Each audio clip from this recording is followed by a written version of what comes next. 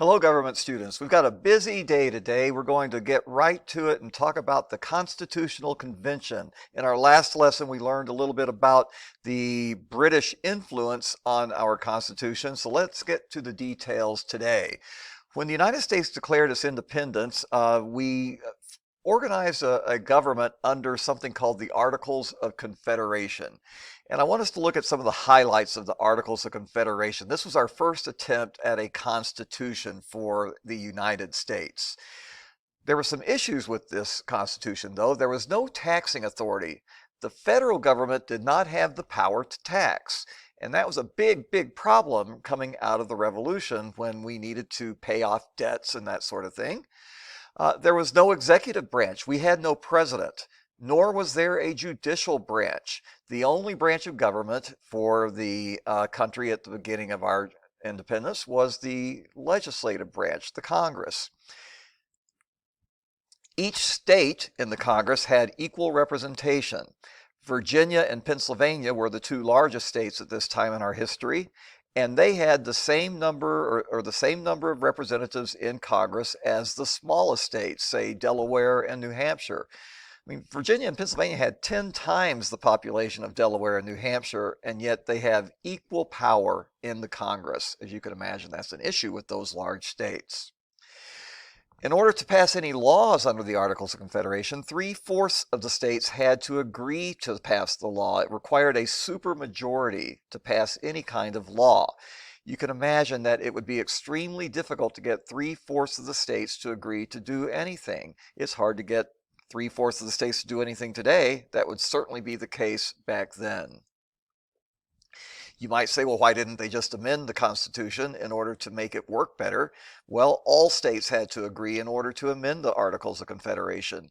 You had to have unanimity, and unanimity is virtually impossible in most organizations.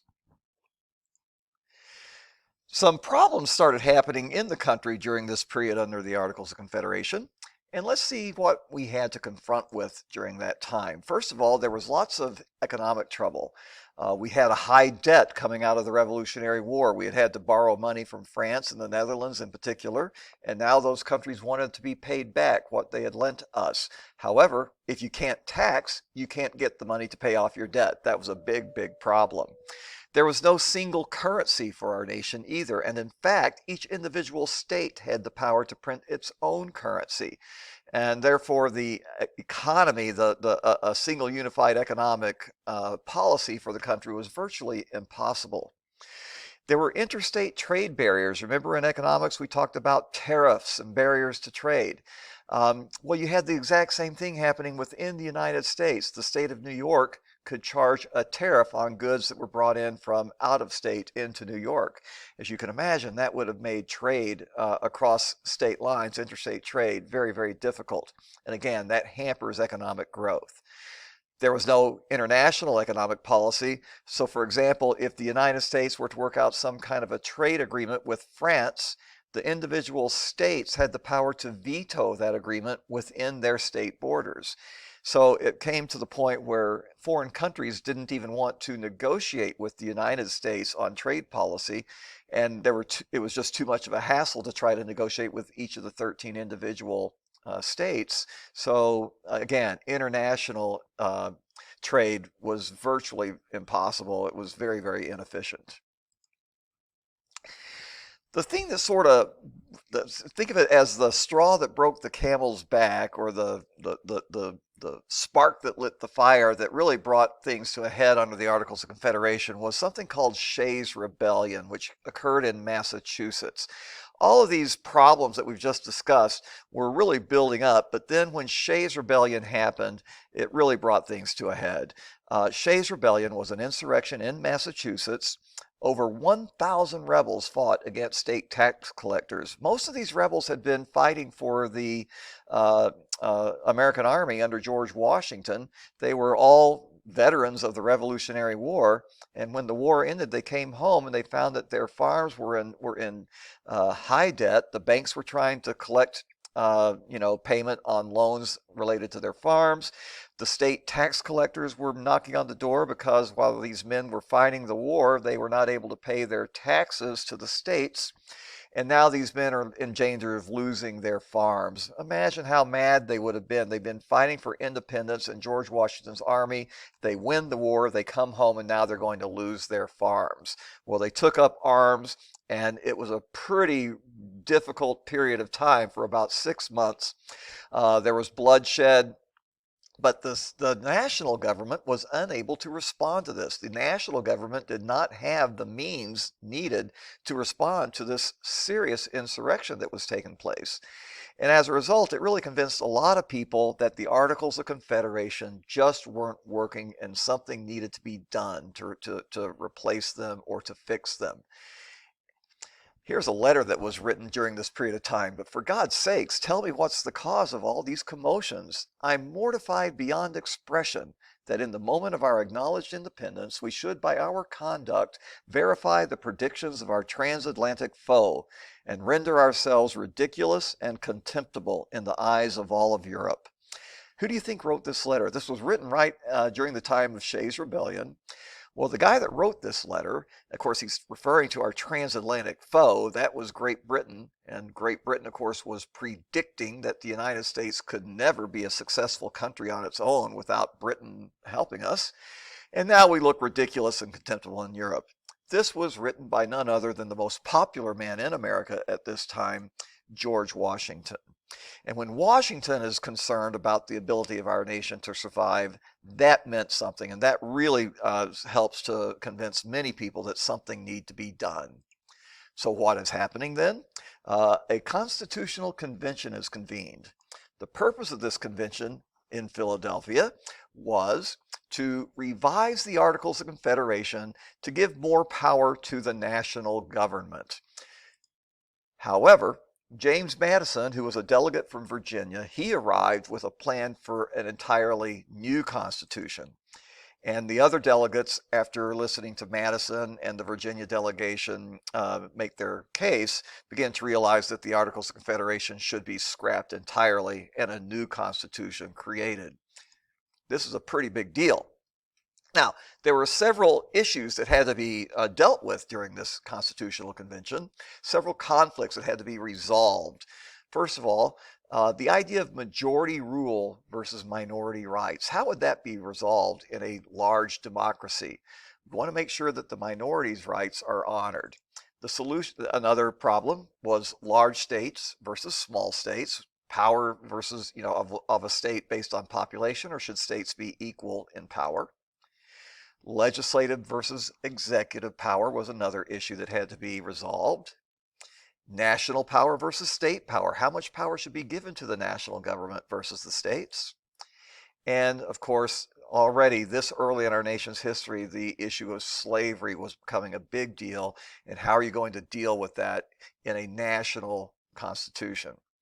Well, the solutions that they came up with are pluralism for the majority rule versus minority rights, and that's discussed in quite a bit of detail on page 37. Let's just suffice it to say, when you have a lot of different interests involved in a large country, it's hard for a majority to form around a single issue in such a way that it can hamper minority rights. Pluralism is something that we'll deal with in an assignment later on. Large state versus small state, the idea then is bicameralism. We will have one chamber of our Congress looking out for the interests of the large states, and another chamber that's looking out more for the interests of the small states. Legislative power versus executive power, separation of powers. The idea that we will have executive, legislative, and judicial powers being separate. Federalism deals with the split of power between the national government and the state government. We will get into that more as the semester progresses. And then there were several slavery compromises, which we'll also look at. Here are the leaders of the Constitutional Convention.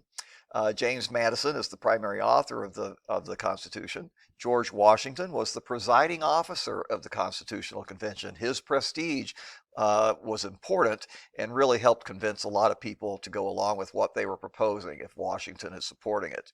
And then Alexander Hamilton, he really comes to the forefront actually at the end of the process and helps secure the approval of quite a few states, especially New York. Madison was influenced in writing the Constitution by Thomas Hobbes, who believed in a strong executive power to prevent anarchy. John Locke's ideas of popular sovereignty and democracy influenced Madison quite a bit, as did Montesquieu, the French philosopher who came up with the idea of the separation of powers between the legislative, executive, and judicial branches. So these are Madison's and our Constitution's primary European influences. Madison's plan that he brought is called the Virginia Plan. He proposed it in May at the start of the convention. It included three branches of government. Remember before, under the Articles, there was just one branch. It is a bicameral legislature, an upper chamber and a lower chamber. And both chambers were based on proportional representation. The more people that lived in a state, the greater their power in the government would be. And of course, this makes the Virginia Plan very popular with large states and unpopular with small states. So the small states kind of have a panic and they come up with an alternative, which will be called the New Jersey Plan. It was submitted about 2.5 weeks after the Virginia Plan. It was written up pretty quickly. It provides for only one chamber in Congress, a unicameral Congress like the Articles of Confederation had. Each state is given an equal number of representatives, just like the Articles of Confederation. Virginia and Pennsylvania have equal power to Little Delaware. And this, of course, was opposed by larger states. Now, there were differences between the New Jersey Plan and the Articles of Confederation. The plan did provide for a executive branch and a judicial branch. So there were differences, but it was pretty similar to the Articles of Confederation in many ways. After some weeks, a compromise was hashed out. It took about 6 weeks. And the delegates from Connecticut proposed a compromise. This plan is sometimes called the Connecticut Plan or the Connecticut Compromise. We're going to call it predominantly the Great Compromise. It includes a Senate based on equal representation for each state, which will be something that the small states like, and a House of Representatives based on proportional representation. And that's something then that these large states are going to like. It does more closely resemble the Virginia Plan than the New Jersey Plan, and therefore we say that, still Madison is the primary author of the Constitution. However, Roger Sherman is a name I want you to remember. It is Roger Sherman of Connecticut who came up with the Great Compromise. And he needs to be more famous than he is. He was involved in the committee that put together the Declaration of Independence with Thomas Jefferson, and now he's proposed the Great Compromise, which really helped save the efforts of the Constitutional Convention. Remember Roger Sherman. Now we had to still deal with the slavery issue, so there's a couple of compromises here dealing with slavery. At the time of the convention, there were more than 650,000 slaves in the South. And the southern states, of course, wanted to count the slaves as part of the population. That would give them more power in the Congress, even though slaves had no political power themselves. Northern states didn't want that to happen because that would really give the free white males much more power than free people in states that did not have slavery, because the southern whites would be getting representation of their slaves as well as for themselves. So the compromise is the 3/5 compromise. They agreed that each slave was to be worth 3/5 of a person to determine the number of seats in the House of Representatives and ultimately the Electoral College to pick the president. Okay, 3/5 of slaves would be counted. This still gives Southern free men more power than Northern free men, but at least it's not as great as it could have been if all slaves were counted for the purposes of representation. And it shouldn't have happened, of course, because slaves had no political power at all. There was also a compromise on the importation of slaves. Many people at this time wanted to ban the importation of slaves from Africa. It was a terribly inhumane process. Many Africans died in the journey. The southern states were not going to approve the Constitution, though, if the African slave trade were outlawed immediately. So there was a 20-year hiatus put on it. The importation of slaves could not be outlawed for 20 years. However, it did happen in 1808. Importation of slaves was outlawed after that 20-year period. That's it for today. Check Canvas for assignments.